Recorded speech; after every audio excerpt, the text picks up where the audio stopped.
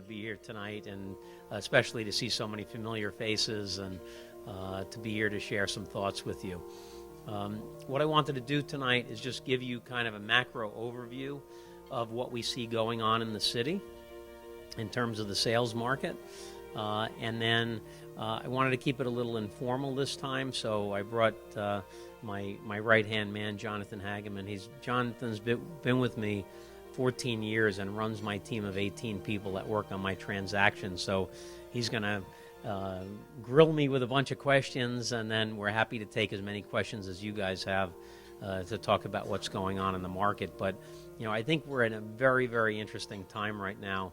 And if we get into the slides, you look at this slide, and this kind of sums up where we are in the market. We have dollar volume falling. We have number of properties sold falling, but yet value is going up. And this dynamic is quintessentially what you see when the market is in correction mode. And I asked Frank earlier when the last time I spoke here was, and he said it was sometime, I think, Frank, you said in 2015. The market changed. The whole world changed, as far as I'm concerned, at the end of the third quarter of 2015, beginning of the fourth quarter of 15. That's when, you know, people use a baseball analogy and say, what inning are we in this market? Are we in the 7th inning, the 8th inning, the 9th inning? From my perspective, the old game ended at the end of the third quarter of 2015 and a new game began. So I think we are now in the 3rd or 4th inning of a new game. Nobody really has spoken about this or talked about it, but I'll give you my reasoning for feeling that way. And the market really has been in what is correction mode for quite a while now, 23, 24 months. So let's get into the numbers. I'll give you an overview of what's been going on. In terms of number of properties sold, you see the peak year was 2014, and I've been doing this almost 34 years now. 2014 and 2015 were by far the two best years back-to-back I had ever seen. In 2014, we had that 5,534 buildings sell in New York City. That was an all-time record by more than 10%. Since then, we're now on the verge of a third year in a row of volume falling. As you can see, we're about 10% below where we were last year and in total, and 28% below the peak year in 2014. If we look at Manhattan versus the boroughs, and I think that this analysis is very telling, because I believe that what happens in the United States happens in New York first. And I believe that within New York City, what happens in Manhattan, what happens in New York City happens in Manhattan first. And so if you look at what has transpired with regard to the number of buildings sold, and I think number of buildings sold is much more indicative of total activity in the market as opposed to dollar volume of sales. So if you look at this, we see that in the outer boroughs, the number of properties sold is down only 26%. But yet in Manhattan, from the peak, it's down 43%. So Manhattan is faring much worse than the outer boroughs.